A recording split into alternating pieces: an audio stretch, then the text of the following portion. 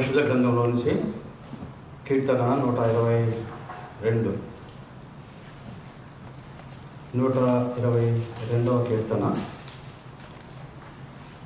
మొదటి వచనము అందరూ కలిసి చదువుకుంటాం. కీర్తన 122 మొదటి వచనం అందరం కూడా కలిసి చదువుకుంటాం. చదవండి. యెహోవా మందిరమునకు వెలుగమని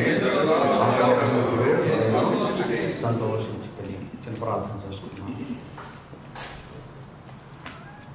ప్రార్థనకు ముందు చాలా సంవత్సరాల తర్వాత మరోసారి మీతో సహవాసం కలిగి ఉండడానికి, మీ మధ్యలో వాక్య పరిచయం కూడా చేసడానికి తండ్రి అయిన దేవుడు మరి నాడల చూపిన కృపను బట్టి, నాకు ఇచ్చిన అవకాశాన్ని బట్టి దేవునికి కృతజ్ఞతలు చెల్లిస్తున్నాను. తర్వాత సంఘం నడిపిస్తున్నటువంటి పెద్దలైన వారు ప్రేమతో మరి వారు ఈరోజు షెడ్యూల్ వేరే వాళ్ళకు ఉన్నప్పటికీ మరి క్రీస్తు ప్రేమను బట్టి మరి ఒక ఫుల్ టైం లైవ్ సేవకునిగా నన్ను గౌరవించి నాకు ఇచ్చిన అవకాశాన్ని బట్టి సంఘ పెద్దలకి నాకు హృదయపూర్వకమైనటువంటి కృతజ్ఞతలు తెలియజేస్తున్నాను. మరి మేము వర్జీనియాలో ఉంటాం. రావటం మా వల్ల అయ్యే పని కాదు, కానీ బ్రదర్ మరి ప్రిన్స్ గారు ఎంతో ప్రేమతో మా ఇంటి వరకు వచ్చి పాపం మమ్మల్ని మరి ఎక్కించుకొని తీసుకుని వచ్చారు. అందులో కూడా ఆయనకు ప్రత్యేకమైనటువంటి వందనములు తెలుస్తున్నాను. ప్రభు పేరిట వచ్చిన మీ అందరికీ కూడా శుభాభివందనములు. మా స్థానిక సంఘం సియోన్ విజయవాడ తరఫున కూడా మీకు వందనములు తెలియజేస్తున్నాను. ప్రార్థన చేసుకొని ధ్యానంలోకి వెళ్దాం. ప్రేమల మా పరలోక తండ్రి, ఘనమైన గొప్ప నామమున మీ కుమారుడు మా ప్రభు రక్షకుడు యేసుక్రీస్తు వారి శ్రేష్ఠమైన నామములో వందనములు, స్తుతులు, స్తోత్రములైన మా జీవితంలో మీరు మాకు ఇచ్చిన శ్రేష్ఠమైన ప్రభుత్వాన్ని బట్టి వందనములు. ఆరాధన వర్తమానం ద్వారా మా అందరితో మీరు మాట్లాడుతూ వచ్చారు. మా యొక్క పూర్వ స్థితిని, ప్రస్తుత స్థితిని, మా ప్రభు యొక్క మరణ భూస్థాపన పునరుద్ధరణ ద్వారా, ఆయన యొక్క బలియాగం ద్వారా ఎంతో చక్కగా తేటగా మాకు మరొకసారి జ్ఞాపకం చేస్తూ వచ్చారు. ప్రభా, నన్ను కూడా ఆ స్థితిలో నుంచి మీరు బయట తీసుకుని వచ్చి ఆ యొక్క అపవాది బంధకాల నుంచి, యుగ సంబంధ గుడితల నుంచి, ఆయన మరి అవినీతి నుంచి, అక్రమం నుంచి, దుర్నీతి నుంచి విడిపించారు. మీ నీతిని నాకు ఆపాదించారు ప్రభా. మీ బిడ్డగా చేసుకున్నారు, ఆ చేయబట్టి నడిపిస్తున్నారు. వందనములు.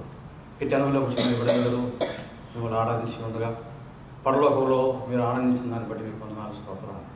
బహిరంగంగాను అంతరంగంగాను ఆరాధించిన దాన్ని బట్టి కూడా మీకు వందనాలు. తిరిగి మీ యొక్క వాక్యాన్ని మేము ధ్యానం చేసుకుంటుండగా ప్రభువా, మీ యొక్క బలను మేము సమీపిస్తుండగా, మీ శరీరం తిని మీ రక్తం త్రాగేదాని కొరకై సిద్ధపడుతుండగా మా ఆత్మీయ జీవితాలను మరోసారి మేము పరీక్షించుకున్నదాన్ని వాక్య వెలుగులో నాయన మరి సరి చేసుకొని సరి చేయమన్న వారమై దైవ మా తండ్రి యోగ్యంగా పాలు పంపులు గడగలరు మీ యొక్క వాక్యం ద్వారా మా అందరితో మాట్లాడమని, మమ్మల్ని సరిచేయమని శ్రమని చేతులకు అప్పగించుకోవచ్చు.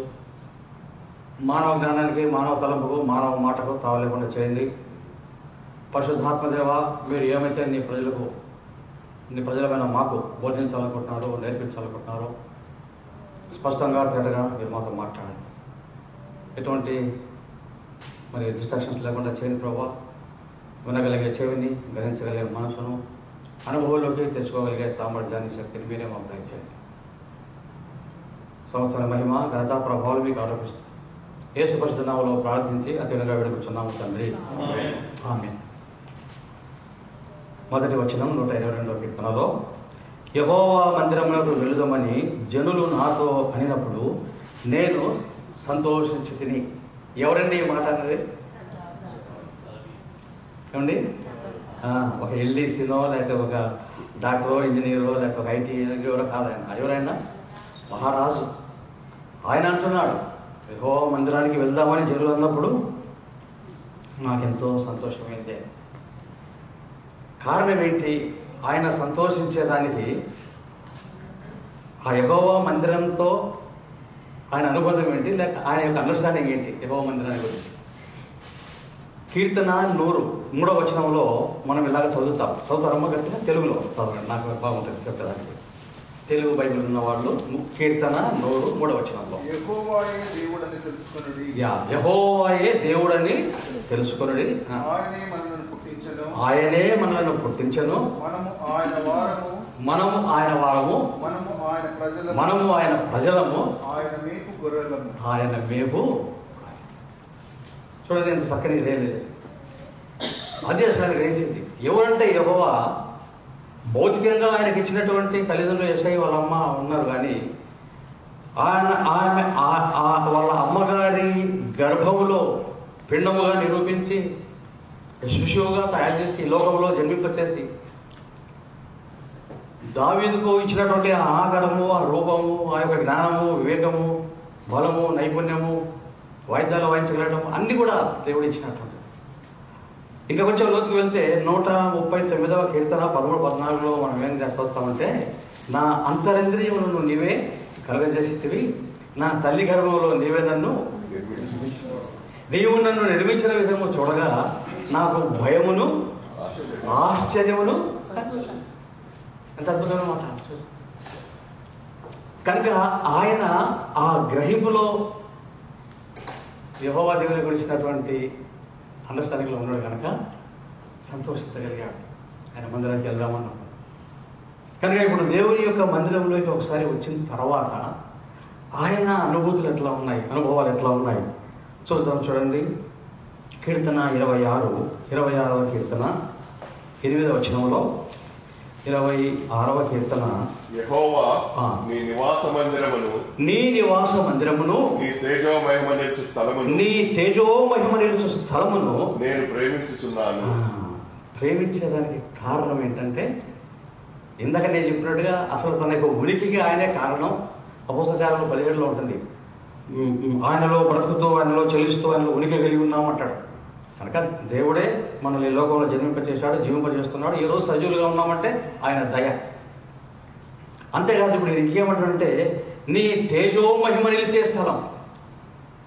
ఆ సృష్టికర్త అయినటువంటి దేవదేవుడైనటువంటి మహాదేవుడైనటువంటి సకల దేవతలకు పైగా ఉన్నటువంటి కోటాను కోట్ల దూతల చేత ఆరాధించబడుతున్నటువంటి, మహిమపరచబడుతున్నటువంటి, గణపరచబడుతున్నటువంటి దూతలు, మహాదూతలు, కెరూబులు, శరూబులు, ఆ పరలోక సింహాసనం, దాని యొక్క మహిమ, అదంతా కూడా ఆయన అంటున్నాడు. నీ తేజో మహిమ బాగా అర్థమయ్యేది, దాన్ని చూడగలిగేది ఎక్కడ అంటే నీ యొక్క నివాస స్థలమైన మందిరంలో.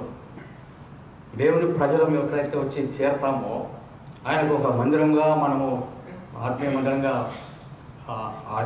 ఏర్పడతామో ఆ స్థలంలో ఆయన యొక్క మహిమను మనం చూడగలుగుతాం, అర్థం చేసుకోగలుగుతాం. ఆ దేవదేవుడు తన నోటి మాట చేత సృష్టి అంతా కలగజేశాడు. కనపడుతున్నటువంటి సృష్టి మొత్తం కూడా కేవలం నోటి మాట ద్వారానే. ఆయన తన మహత్తు గల మాట చేత ఈ సృష్టి అంతటిని పరిపాలిస్తూ ఉన్నాడు. సింహాసనం నుంచి రాజులను ప్రార్థిస్తున్నాడు. పెంటకపాల నుంచి దీనిలో లేవనెత్తి ప్రధానులతో కూర్చోబెడుతూ ఉన్నాడు. ఆయన తన చిత్తమంతా జరిగించుకుంటూ ఉన్నాడు. ప్రపంచం అంతా కూడా అద్భుతమైనటువంటిది. ఆయన యొక్క మహిమను, ఆయన యొక్క ప్రభావాన్ని, ఆయన గొప్పతనాన్ని మనం మానవ జ్ఞానంతో కొంచెం వరకే అర్థం చేసుకోగలం, సంపూర్ణంగా అర్థం చేసుకోలేము. అదే భక్తుడు చెప్తున్నాడు, అయా ఎంతో కొంత నీ సన్నిధికి నేను వచ్చినప్పుడు, నీ మందిరానికి నేను వచ్చినప్పుడు, నీ నివాస స్థలమైనటువంటి ఆ మందిరంలో నేను కూర్చున్నప్పుడు నీ మహిమను నేను కొంత అనుభవించగలుగుతున్నాను, అర్థం చేసుకోగలుగుతున్నాను, చూడగలుగుతున్నాను. చూడండి, 27వ కీర్తన 27:4 వచనంలో, కీర్తన 27:4 యెహోవా యొద్ద ఒక వరం అడిగితిని, దానిని నేను వెదకుచున్నాను. యెహోవా ప్రసన్నతను చూచుటకును, ఆయన ఆలయములో ధ్యానించుటకును నా జీవితకాలమంతయు నేను. ఎటువంటి కోరిక నాయండి. సింహాసనం వద్దంట, రాజరికం వద్దంట, ఆ పెత్తనం వద్దంట. ఆయన మాట ఇస్తే అంతే, తిరుగులేదు, ఏదో జరగాల్సిందే. అదంతా వద్దు. కానీ ఆయన నాకేం కావాలి?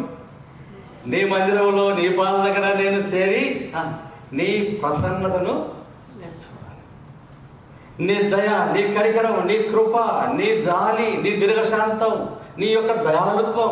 ఆరాధనలో మనం ఇంటూ వచ్చినాం, ఎంతగా ఓర్చుకున్నాడు మనల్ని ఆయన. మనం చేయుడుస్తూనే కానీ చేయబడుతూనే ఉంటున్నాడు ఆయన. కాదనుకుంటున్నాం, వదిలిపెట్టట్లేదు కదా.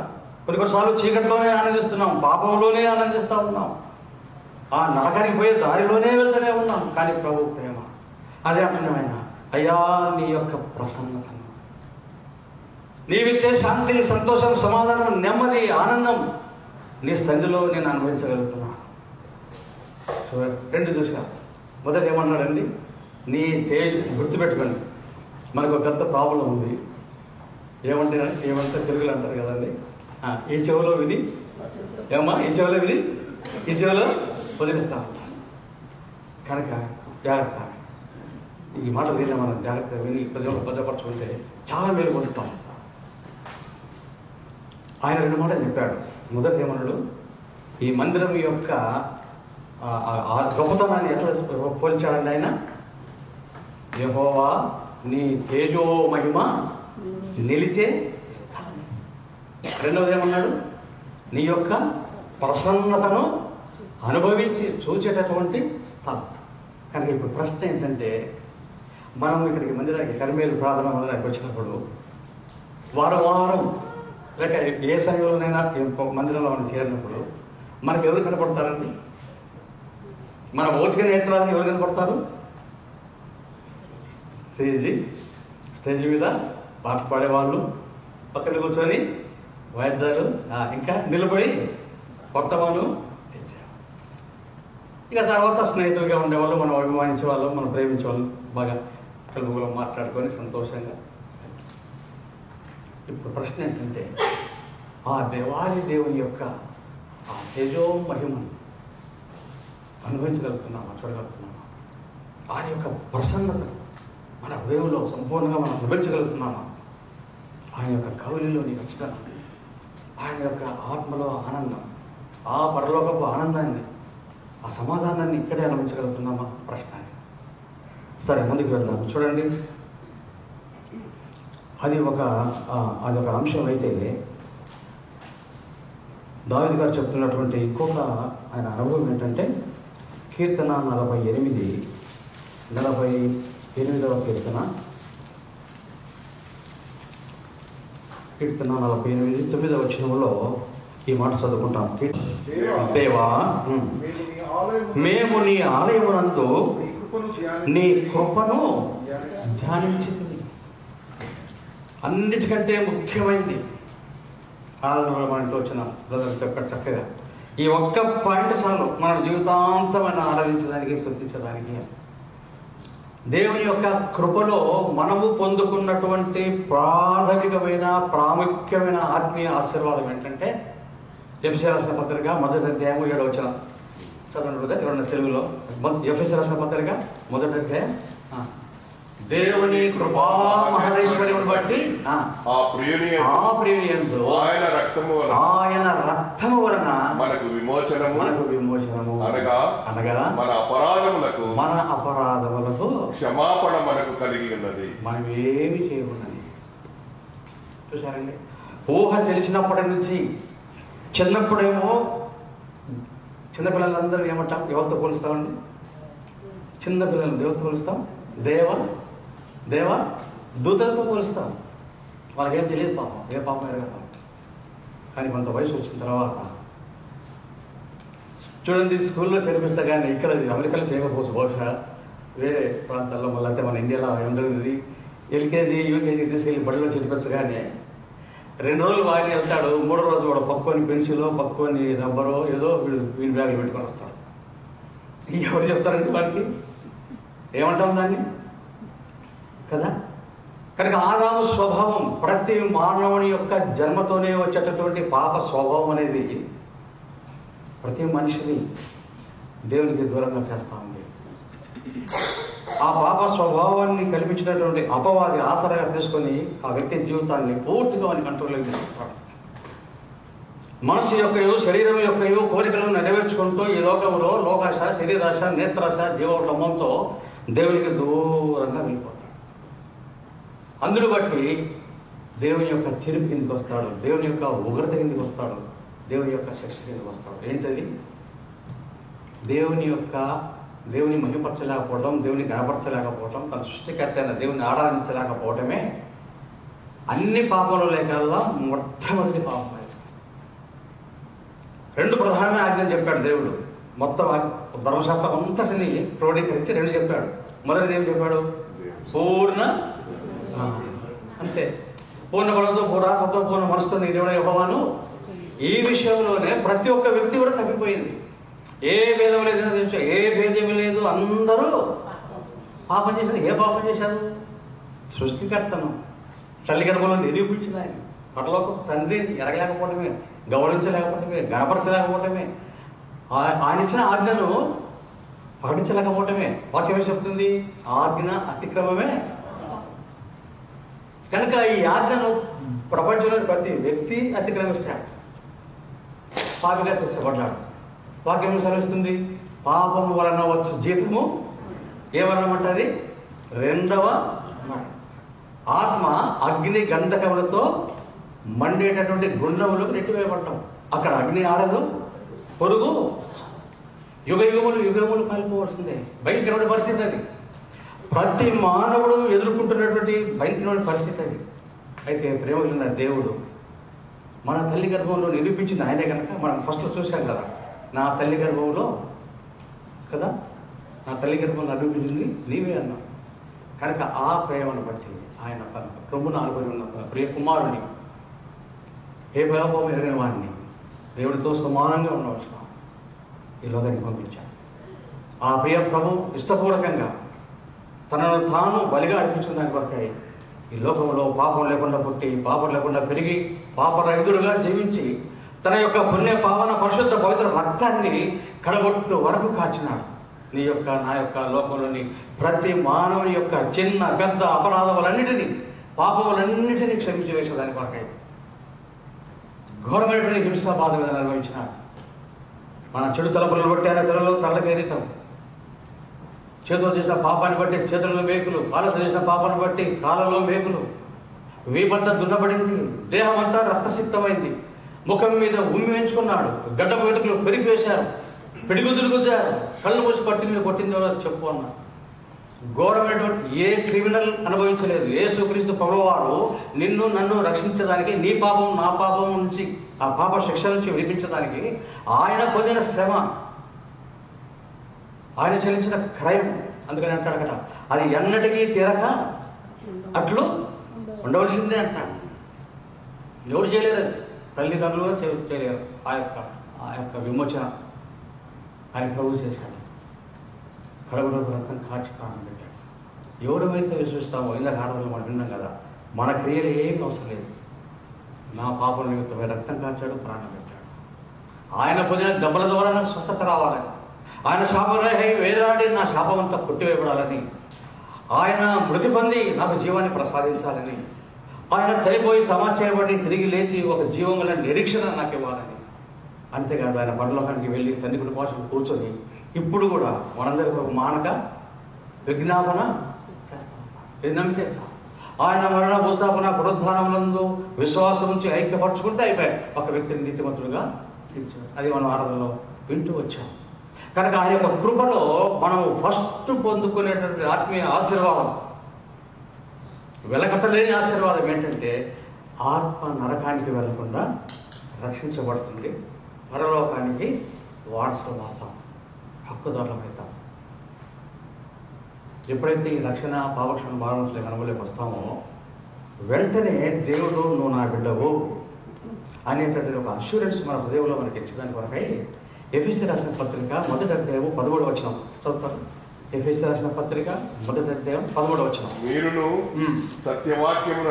సత్యవాక్యమును అనగా మీ రక్షణ సువార్తను విని క్రీస్తునందు విశ్వాసముంచి వాగ్దానం చేయబడిన ఆత్మచేత ముద్రించబడ్డాం. మనము వేరే వేరే విధంగా తప్పుడు బోధనలు కానీ తప్పుడు సిద్ధాంతాలు కానీ చెయ్యాల్సిన అవసరమే లేదు. నువ్వు ఆత్మ పొందితే మాట్లాడావా అన్య భాషలో, నువ్వు ఆత్మ పొందితే నువ్వు అద్భుతాలు చేస్తావా, నువ్వు ఆత్మ పొందితే దయ్యాలను నిలగొడతావా, నువ్వు ఆత్మ పడితే అది చేస్తావా ఇది చేస్తావా, అది లేదు. వాక్యంలో చూశారు కదా, అక్కడ ఏముందండి? క్రీస్తునందు విశ్వాసం ఉంచి, దానికి ముందుగా సువార్తను వింటే. మొదటి గురించి 15, 1, 3, 4 వచనాలు ఉంటాయి. మొదటి వచనాలలో లేఖనముల ప్రకారం ఆయన చనిపోయాడు, సమాచారపడ్డాడు, లేఖనముల ప్రకారం తిరిగి అంతే. అదే సువార్త, అది నమ్మితే చాలు. కనుక దేవుని మహాకృపలో మనం అందరం ఈ మొట్టమొదటి లేక ప్రాముఖ్యమైనటువంటి ఆశీర్వాదాన్ని మనందరం పొందుకున్నాం, నమ్ముతున్నాం. ఒకవేళ ఇక్కడ ఉన్న వాళ్ళల్లో ఎవరైనా సరే, ఎవరైనా ఏ ఒక్కరైనా ఇంకా నా జన్మ పాపం కానీ నా కర్మ పాపం కానీ నేను కడిగి వేసుకోలేదు యేసు రక్తం చేత, యేసు రక్తం చేత కడబడిన అనుభవం రాలేదు, దేవుని కుమారునిగా కుమార్తెగా తీర్చబడినటువంటి ఆ నిశ్చయత నా హృదయంలో నాకు లేదు అన్న మాట అయితే, ఈ ప్రభుదినం దేవుడు నీ కొరికే ఈ మాటలు వినిపిస్తూ ఉన్నాడు. రక్షించబడిన వారికి ఈ మాటలు అక్కర్లేదు. కానీ ఏ ఒక్కరైనా సరే, యవనస్తులు కావచ్చు, పెద్దలు కావచ్చు, పెద్ద వయసు ఉండొచ్చు, కానీ యేసయ్య శిలువ రక్తం ద్వారా నా హృదయంలో ఉన్నటువంటి ఆ చెడు గంతుని కడిగి వేసుకున్నా, నా జీవితంలోని అపరాధములన్నింటినీ పాపములన్నింటినీ క్షమించమని అడిగాను, ఆయన నన్ను క్షమించినాడు.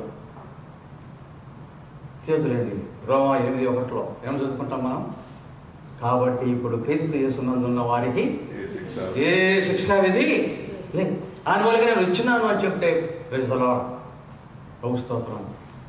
ఈ యొక్క ప్రభుదిన యేసుక్రీస్తు ప్రభువారు నీ యొక్క పాప పరిహారణితమై రక్తం కార్చి చనిపోయి సంవత్సరం తిరిగి లేచి దినమిది. ఈ దినము నీకైనా తీర్మానం చేసుకున్నామంటే పరలోకంలో దూతల మధ్యలో గొప్ప ఆనందం, సంతోషం.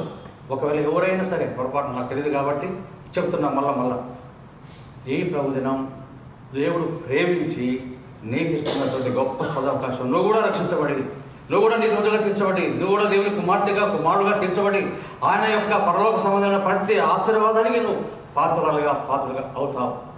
చిన్న తీర్మానం నీ హృదయంలో చేసుకుంటే సరే. ముందుకు వెళ్దాం చూడండి.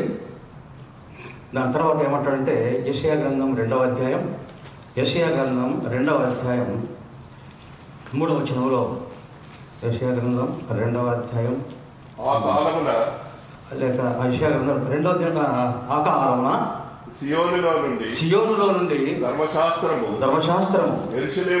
యెరూషలేములో నుండి యెహోవా వాక్కు బయలువెళ్ళును. జనములు గుంపులుగా వచ్చి యాకోబు దేవుని మందిరమునకు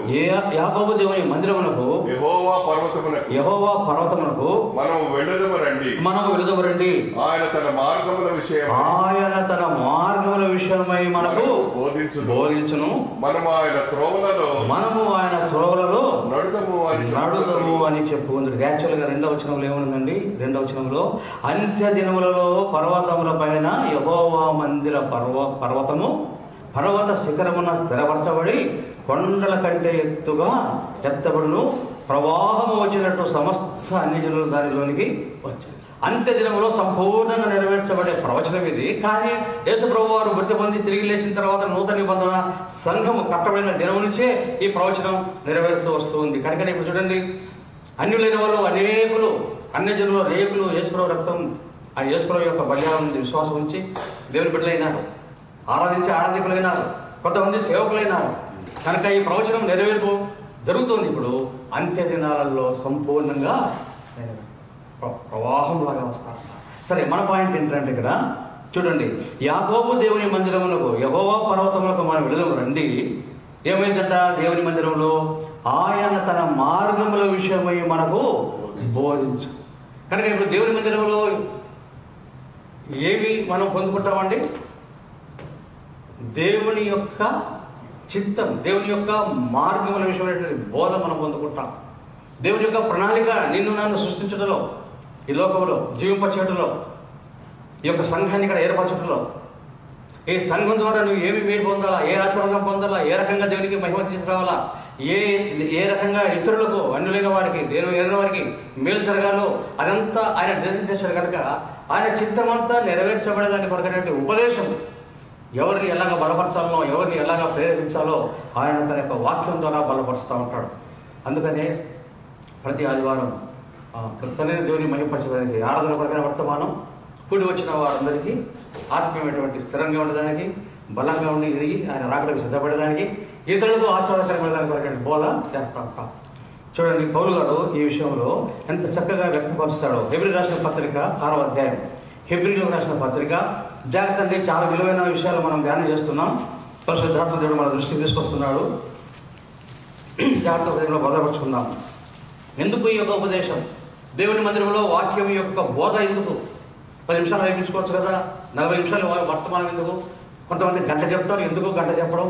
విసుక్కుంటుంటారు కొంతమంది. ఎందుకు? చూడండి, హెబ్రీ రాసిన పత్రిక 6వ అధ్యాయం మొదటి 2 వచనాలలో, హెబ్రీ 6 మొదటి 2 వచనాలు. కాబట్టి నిర్జీవ క్రియలను విడిచి మారు మనసు పొందుటయు దేవుని యందలి విశ్వాసమును బాప్తిస్మములను గురించిన బోధయు హస్త నిక్షేపణయు మృతుల పునరుత్థానమును నిత్యమైన తీర్పును అను పునాది మరలా వేయక. ఇది చాలు. రక్షించబడిన సువార్త విని మారు మనసు పొంది రక్షించబడినప్పుడే ఆ పునాది పడిపోయింది మనలో. ఇక అంత తాగిపోతే లాభం లేదు. రక్షించబడ్డాము, పరలోకానికి వారసులమయ్యాం, క్షమించబడ్డాం, నరకం తప్పించుకున్నాం. ఇక కాబట్టి ఇక భౌతిక అవసరాలు అక్కర్లేమున్నాయో వాటి వరకే ప్రార్థన చేసుకుంటూ పోతే లాభం లేదు. దేవుని యొక్క ఉద్దేశం, దేవుని యొక్క చింతం ఏంటంటే చూడండి తర్వాత ఏమంటాడు, పునాది మరలా వేయక క్రీస్తును గూర్చిన మూలోపదేశము మాని ఎక్కడికి వెళ్ళాలంట? సంపూర్ణ నమ్మగుటకు. ఈ సంపూర్ణత ఎక్కడి దాకా తీసుకెళ్ళాలండి మనల్ని? మనం వాక్యం వినే కొద్దీ బోధకులు లేక ఇతర ఆయా సమయాలలో వచ్చే స్పెషల్ మీటింగ్లో కూడా ఎక్కువ అనుభవం ఉన్న వాళ్ళు పెద్దవాళ్ళు వస్తుంటారు, మాట్లాడుతూ ఉంటారు. ఈ యొక్క బోధలన్నిటి వలన ఎక్కడికి వెళ్ళాలా మనం? చూడండి, ఎఫెసీయులకు రాసిన పత్రిక కొంచెం ఇబ్బందికరంగా ఉండొచ్చు, కానీ ఇది చాలా అవసరం మనకి. ఎఫెసీయులకు రాసిన పత్రిక 4వ అధ్యాయం 11 నుంచి. ఎఫెసీయులకు రాసిన పత్రిక 4వ అధ్యాయం 11 నుంచి. మనమందరము విశ్వాస విషయంలోను దేవుని కుమారుడు గురించిన జ్ఞాన విషయంలోను ఏకత్వం పొంది సంపూర్ణ పురుషులమగు వరకు, అనగా క్రీస్తునకు కలిగిన సంపూర్ణతకు సమానమైన సంపూర్ణత కలవారమగు వరకు ఆయన ఇలాగ నియమించను. 11వ వచనం, పరిశుద్ధులు సంపూర్ణులగునట్లు క్రీస్తు శరీరము క్షేమాభివృద్ధి చెందుటకును పరిచర్య ధర్మము జరుగుటకును ఆయన కొందరిని అపోస్తలుగాను, కొందరిని ప్రవక్తలుగాను, కొందరిని సువార్తికులుగాను, కొందరిని కాపరులుగాను, ఉపదేశకులుగాను ఏం చేశాడండి? దీనంతటి సారాంశం లేక దీనంతటి యొక్క దాని యొక్క మేలు మనం పొందుతున్నామా? పొందాలి. అదే యుద్ధంలో మనం నేర్చుకుంటాం పాఠం. దేవుని యొక్క మందిరంలోకి వచ్చిన తర్వాత రక్షించబడ్డాము, పాపం తప్పించుకున్నాం, నరకం తప్పించుకున్నాం, ఇక దేవుడి దైవ పాత్రలమయ్యాం, కుమారులమయ్యాం, ఆయన అడిగి పొందుకోవచ్చేదన్నా అంత తాగిపోద్దు. కానంట ఈ ఉపదేశం దేనికి? వారం వెంబడి వారం, లేకపోతే వేరే స్పెషల్ యూనిట్ పెట్టుకొని గొప్ప అనుభవం ఉన్నటువంటి దేవసేవలు పిలిపించుకొని వాళ్ళ ద్వారా ఎందుకు వాక్యం వింటామంటే మనము క్రీస్తుకు కలిగిన సంపూర్ణతలోకి వెళ్ళాలంట. అంటే క్రీస్తు యొక్క సారూప్యంలోకి మనం వెళ్ళాలి, క్రీస్తు యొక్క గుణలక్షణాలు మనలోకి రావాలి అని అంటాడు కదా. ఇక నువ్వు జీవించేవాడను అంటే ఆయన స్వయాన్ని సిలువ వేసుకున్నటువంటి అనుభవంలోకి వచ్చాడు కనుక నా మాట అన్నాడు. నేను కూడా దేవుడు కోరుకునేది అదే. దినాలు గడిచే కొద్దీ రక్షించబడిన తర్వాత వారాలు, నెలలు, సంవత్సరాలు గడిచే కొద్దీ కొంతమంది అడుగుతున్నారు, ఎప్పుడు రక్షించబడ్డారంటే 25 సంవత్సరాలు. ఎప్పుడు రక్షించబడ్డారు? 15 సంవత్సరాల క్రితం. ఎప్పటి నుంచి ఆరాధిస్తున్నారు? అమ్మ చాలా చాలా సంవత్సరాల నుంచి. సంగతి ఏంటి? క్రీస్తు సారూప్యంలో ఎంతవరకు వచ్చాం? క్రీస్తు యొక్క పరిపూర్ణతలోకి, ఆయన యొక్క సంపూర్ణతలోకి ఎంత శాతం వచ్చాం? అది పరిశీలించుకోవాలి, పరీక్ష చేసుకోవాలి. ఎందుకంటే ప్రభు త్వరగా రాబోతున్నాడు. మనం చివరి దినాల్లో ఉన్నాం, అంత దినాల్లో ఉన్నాం కనుక. అందుకే నేను యాక్చువల్గా వేరే అపోస్తుల కార్యంలో 2:42 వచ్చరంలో అపోస్తుల బోధ ఎందును, సహవాసమందును, రొట్టె విరుచుట ఎందును, ప్రార్థన ఎందును ఎడతెగగా ఉండేది అన్నటువంటి ఆ సబ్జెక్టు మీద మీతో నేను పంచుకుందాం అనుకున్నాను. యాక్చువల్గా బ్రదర్ నాకు అవకాశం ఇచ్చినప్పుడు మీరు రండి అన్నప్పుడు, కానీ ఎందుకో రాత్రి మళ్ళీ నేను ప్రార్థన చేసుకొని ధ్యానం చేసుకుంటా ఉంటే ఈ తలంపులు పరిశుద్ధాత్మ తీసుకొచ్చాడు. ముందు ఈ షేర్ చేసుకున్నవాడు కనుక దాన్ని నేను పక్కన పెట్టి ఇది నేను మీతో షేర్ చేసుకుంటున్నాను. ఇది చాలా ప్రాముఖ్యమైనది కనుకనే పరిశుద్ధాత్మ బహుశా మీతో మాట్లాడమని నన్ను ప్రేరేపించి ఉండవచ్చు. కనుక ఎందుకు వింటున్నాం, మనం ఎందుకు వస్తున్నాం దేవుని మందిరానికి? దేవుని మందిరంలో చేయబడుతున్న బోధ ద్వారా మనం ఎంత క్రీస్తు సారూప్యంలోకి వచ్చాం, ఆయన యొక్క సంపూర్ణతలోకి వచ్చాం అన్నది ప్రశ్నించుకోవాలి. కానీ దేవుడి యొక్క ఉద్దేశం ఏంటంటే ఆ సారూప్యంలోకి మనము ఆయనను పోలి, అందుకని నేను ఇందాక గుర్తు చేశాడు, నేను క్రీస్తును పోలి కదా, ఇందాక గుర్తు చేశాడు, నేను క్రీస్తును పోలి నడుచుకున్న ప్రకారము మీరును క్రీస్తును పోలి. తర్వాత మాట చూడండి, 36వ కీర్తన 36 8-9 వచ్చినారు. కీర్తన 36 8-9 వచ్చినారు. నీ మందిరం యొక్క సమృద్ధి వలన వారు సంతృప్తి నొందుచున్నారు. నీ ఆనంద ప్రవాహములోనిది నీవు వారికి రాగించుచున్నావు. నీ యొద్ద ఏముందండి? దేవుని ఏముందంట? ఇదే పరిశుద్ధ గ్రంథంలో ఉన్నటువంటి 66 పుస్తకాల నుంచి ఏది తీసుకొని ధ్యానం చేస్తున్నా, ఏది మనం చేసినా సరే మన ఆత్మకార్యం ఎంతో ఆశీర్వాదకరంగా ఉంటుంది, తృప్తికరంగా ఉంటుంది. చూడండి, ఏమంటారు? నీ మందిరం యొక్క సమృద్ధి వలన వారు సంతృప్తి పొందుతున్నారు. నీ ఆనంద ప్రవాహంలోనిది నీవు వారికి తాగించుచున్నావు. చూడు, ఒక మాట చెప్తారా? 119వ కీర్తన 50వ వచనంలో ఒక అద్భుతమైన మాట ఉంటుంది. 119వ కీర్తన 50వ వచనంలో ఈ మందిర సమృద్ధిలో ఒక భాగం చూడండి. నీ వాక్యము నన్ను బ్రతికించి ఉన్నది, నా బాధలో ఇదే నాకు.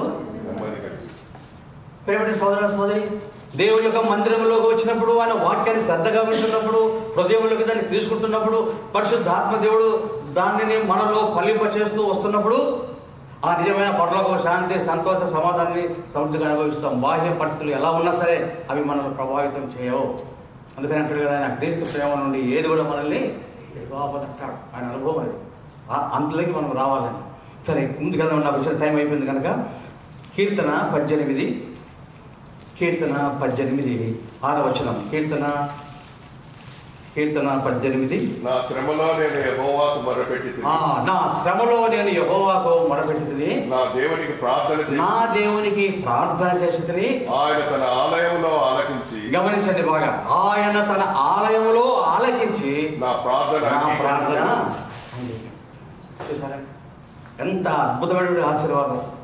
దేవుడి యొక్క మందిరంలో నా సబ్జెక్ట్ అసలు ఏంటంటే, నా మెసేజ్ యొక్క ఇదేంటంటే క్యాప్షన్ ఏంటంటే, దేవుని మందిరము ద్వారా దేవుని ప్రజలు పొందుకునేటటువంటి ఆత్మీయ భౌతిక ఆశీర్వాదములు. నేను చెప్పను, మర్చిపోయా, ముందే చెప్పాల్సింది.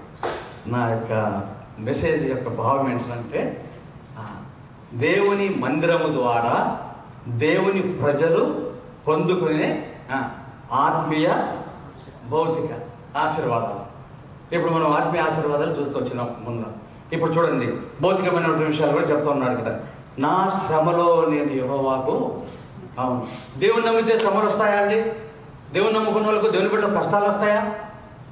ఈ దినాలలో చాలా చట్టబోతులు భయంకరంగా ఉన్నాయి. విరిగిన పొరపాటున టీవీ ఆన్ చేసి ఇందంలే ఎవరు పెద్ద స్పీకర్ అంట, అట్లా ఇట్లా అంటే మీరు ఇదేది ఇదే ఏమని, ఏసై నమ్ముకో, నీ జబ్బుపోద్ది, ఏసై నమ్ముకో, నీకు కొడుకు పెళ్ళి అవుతుంది, నీ కూతురుకు మంచి సంబంధం దొరుకుద్ది, నీ ఉద్యోగాలు వస్తాయి. అంత ప్రాస్పారిటీ గాస్పెల్. ఎవరైనా సరే నేను మీకు సలహా ఇస్తాను, చూడండి. టీవీలో వర్తమానం వింటున్నప్పుడు ఎవరైనా సరే ఏసైని నమ్ముకోండి, మీకు ఇది వస్తుంది, ఈ లాభం దొరుకుతుంది, ఈ మేలు దొరుకుతుంది, ఇది అంతే కదా, వెంటనే కట్టేది దాన్ని. ఇక శ్రద్ధ ఇవ్వద్దు, దాన్ని చెవులకు పోని వాకండి. శత్రువు దానినే ఆధారం చేసుకొని నిన్ను చెవులో వింగురు అనిపిస్తూ ఉంటాడు. ఆయన ఫోన్ చేయరాదా, ఆ సమస్య తీరిపోతుంది. సమస్యను దేవుడు తీర్చాలి.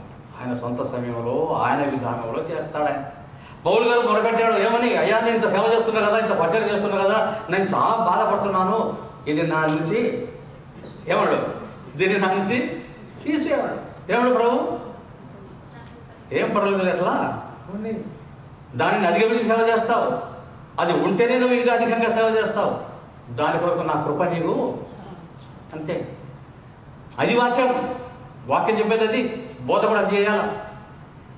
తీసేస్తాడు నీ రోగం, వచ్చేస్తుంది నీకు ఐశ్వర్యం, ఈ నెలలో డబ్బులు కట్టు, వచ్చే నెల నీ ఇంటి ముందు BMW కారు ఉంటుంది, ఇది చెప్తుంది. వింటున్నావు, ఇంత భయంకరం. వద్దు అక్కడి వాసలు పట్టుకు తామే ఇవ్వద్దండి. ప్రభువు అనుమతిస్తే కష్టాలు, శ్రమలలో ఉంటాడు కదా. పేతురు భక్తుడు అద్భుతంగా రాశాడు, మన విశ్వాసానికి అగ్ని వంటి పరీక్షలు వస్తాయి, శ్రమలు. దేవుడి చిత్తంలో అనుమతిస్తాడు మనల్ని ఇంకా మెరుగుపెట్టడానికి. ఆయన చేతిలో వాడబడే బలమైన సాధనాలుగా మనం ఉండాలి అంటే ఆయన తన ఇష్టానుసారంగా మనం నడిపిస్తాడు, దానికి సిద్ధపడి ఉండాలి. అందుకే ఈ వాక్య ఉపదేశం చూడండి. వాగ్దానం ఏంటన్నా, యెషయా గ్రంథం 56వ అధ్యాయంలో, యెషయా గ్రంథం 56వ అధ్యాయంలో ఈ ప్రార్థన గురించి ఒక అద్భుతమైన వాగ్దానం చూడండి. పాత నిబంధనలోనే దేవుడు ఇచ్చేశాడు. యెషయా గ్రంథం 56వ అధ్యాయం 7వ వచనం. యెషయా గ్రంథం 56వ అధ్యాయం 7వ వచనం. నా ప్రార్థనా మందిరములో వారిని ఆనందింపజేసేదను, నా బలిపీఠం మీద వారు అర్పించు దహన బలులను బలులను నాకు అంగీకారములను నా మందిరము అది మనం చేసిన పని.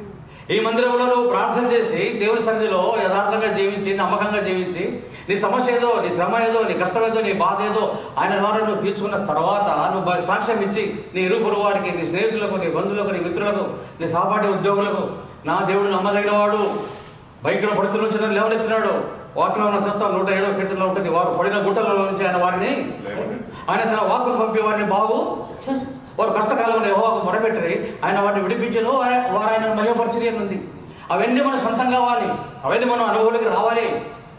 దేవదేవుని మనం సేవిస్తున్నాం, దేవదేవుని మనం పూజిస్తున్నాం, దేవదేవుని ఆరాధిస్తున్నాం. మన ఆరాధన అక్కడ ఎంతో అద్భుతంగా ఉంది కనుక ఆ ఆరాధన అయినటువంటి ప్రతిఫలం కూడా మనం అనుభవించగలిగాం. ప్రియమైన సోదర సోదరి, you must take it very seriously. దేవుని యొక్క వాక్యాన్ని చాలా సరిగ్గా తీసుకోవాలి, అనుభవించుకోవాలి, జీవితాన్ని అనుభవించుకోవాలి. అప్పుడే మనం శక్తివంతులుగా ఉంటాం. అటువంటి అద్భుతమైన వాగ్దానం అది. కాబట్టి దేవుని మందిరములో ప్రార్థన చేసి సమస్యలు పరిష్కరించుకోవచ్చు. ఒక గొప్ప వాగ్దానం చెప్పి యేసయ్య చెప్పాడు, ఏమని?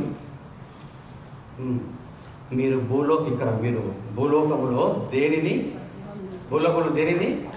బంధిస్తారో పరలోకంలో నమ్ముతాం కదా. ఆయన 18 ఉంటుంది కదా, అదే కదా 18-20 ఉంటుంది అనుకుంటా.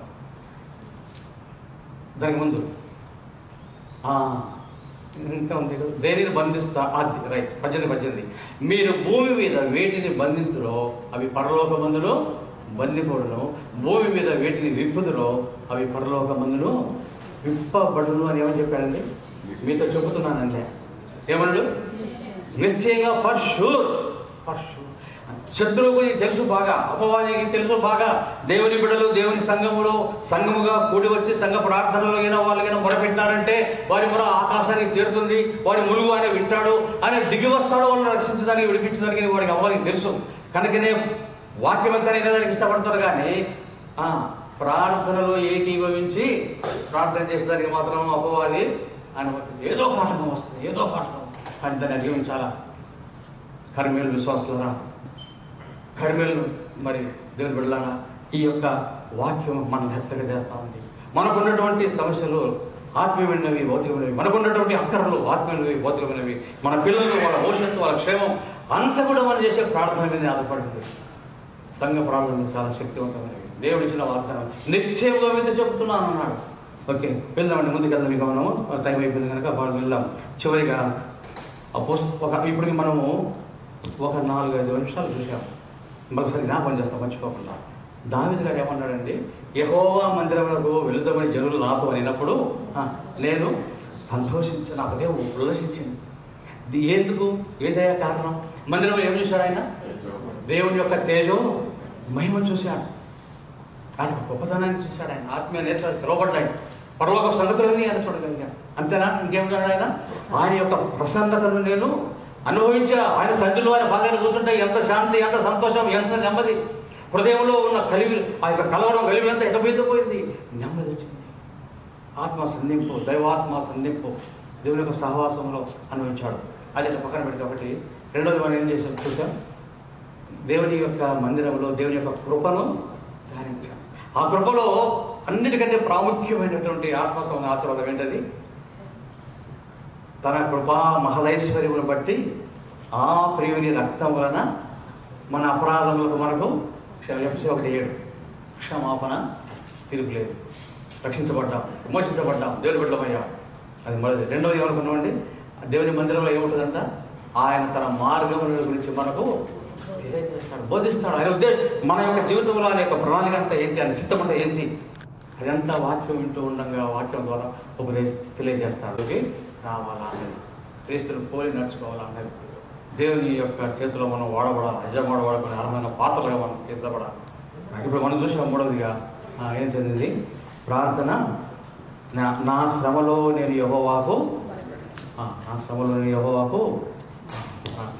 అని వినిపించాడు, రక్షించాడు, తప్పించాడు.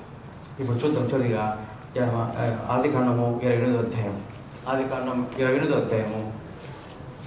ఆదికాండం 28వ అధ్యాయం. ఆదికాండం 28వ అధ్యాయం 16-17 వచ్చినారు. ఆదికాండం 28, 16-17. యాకోబు నిద్ర తెలిసి నిశ్చయముగా యెహోవా ఈ స్థలమందు ఉన్నాడు, అది నాకు తెలియకపోయినా కొని భయపడి ఈ స్థలము ఎంతో భయంకరము, ఇది దేవుని మందిరమే కానీ వేరొకటి. ఆ చరిత్ర వాళ్ళంతా తెలుసు, నేను దాంట్లోకి వెళ్ళను. కానీ యాకోబు గారు ఇచ్చిన స్టేట్మెంట్ ఏంటంటే ఇది దేవుని మందిరమే కానీ వేరొకటి.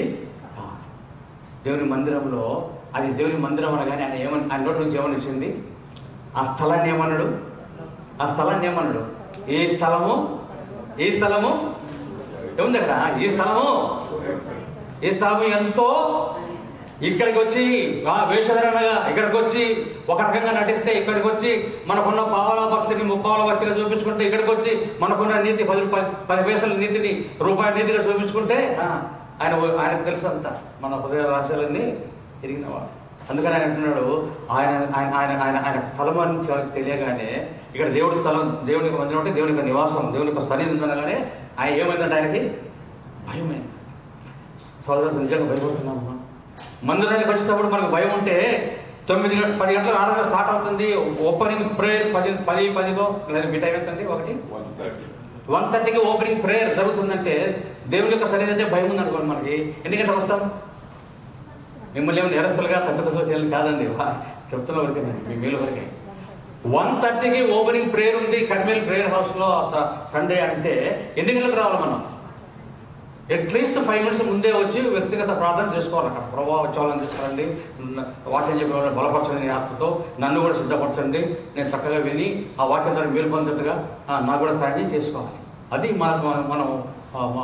మనం దేవుని సన్నిధిలో కనపరచుకోవాల్సినటువంటిది. సరే, నేను దాన్ని లోపలికి పోలేండి, వెళ్ళిపోదాం. తర్వాత ఏమన్నా ఆయన తర్వాత వచ్చిన చూడదా?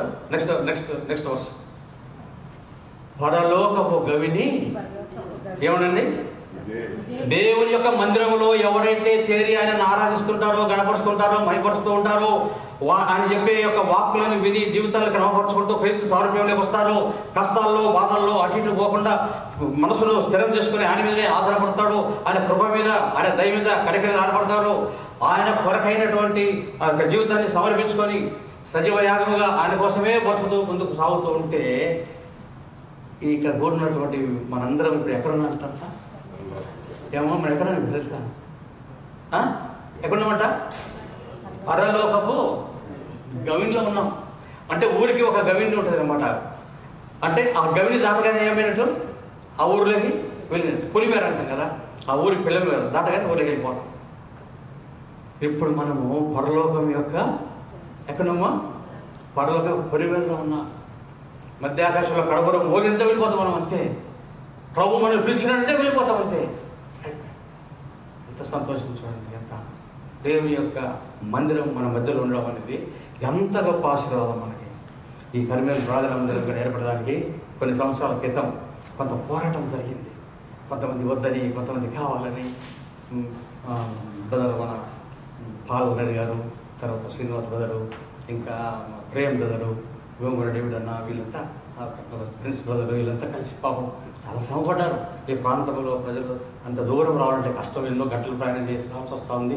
వాళ్ళ మధ్యలోనే మందిరం ఉంటే మంచిది కదా, ఇంకా కొంతమంది మేలు పొందుతారు కదా అని ఆ రోజు ఒక రకమైన పోరాటం లాగా జరిగినప్పటికీ దేవుని మీద ఆధారపడి వాళ్ళు ప్రార్థనాపూర్వకంగా పారెడ్డి గారి నాకు ఎప్పటికీ ఇంకా కొట్టింది. మధ్యరాత్రిలో కూడా ప్రార్థనలు చేస్తూ వచ్చినారు. ఈ విషయంలో దేవుని మహాకృపలో మీకు కర్మేలు ప్రార్థన ఇక్కడ ఏర్పడింది.